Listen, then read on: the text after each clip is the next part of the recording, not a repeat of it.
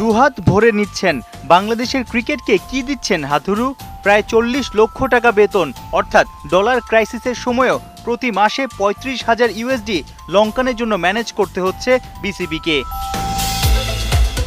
অথচ সেই হেড কোচের সঙ্গেই শোনা যায় সাপোর্ট স্টাফদের মনোমালিন্য, সিনিয়র ক্রিকেটারদের সঙ্গে দ্বন্দ্ব, এলোমেলো ব্যাটিং অর্ডার, ভুল ছক, ডিফেন্সিভ স্ট্র্যাটেজিতে সেমির সুযোগ হেলায় ফেলে দেয়া।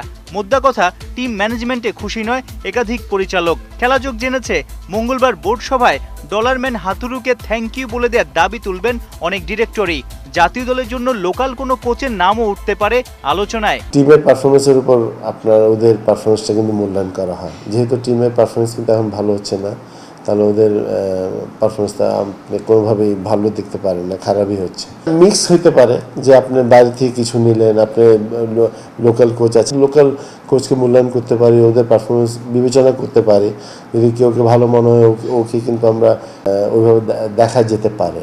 প্রশ্ন উঠতেই পারে, চাইলেই কি হাথুরুকে বিদায় বলতে পারবে বিসিবি? লঙ্কানের 2 বছরের চুক্তি শেষ হবে আগামী বছরের ফেব্রুয়ারিতে। চাকরিচ্যুত করতে চাইলে 3 মাসের অগ্রিম বেতন দিয়েই বিদায় বলতে হবে হাথুরুকে। এই রকম সিদ্ধান্ত বিসিবির পক্ষে নেওয়া কঠিনই বটে, কারণ চারদিকে ফ্র্যাঞ্চাইজি ক্রিকেটের ছড়াছড়ি।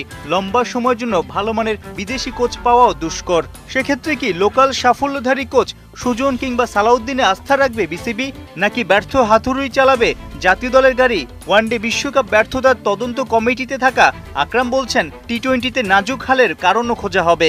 বাংলাদেশের দর্শকরা খুবই হতাশ আমাদের পারফরমেন্স দেখে, কারণ এই ধরনের পারফরমেন্স করলে তো আসলে এটা সবার জন্য খারাপ। সো ডেফিনেটলি আমাদের কীভাবে ভালো পারফরমেন্স করা যায়, আমরা আরও কীভাবে ভালো করতে পারি, সেগুলো নিয়ে তো আমাদের আলাপ আলোচনা আছে। প্লাস ওখানে তো ওপেন ডিসকাস হবে।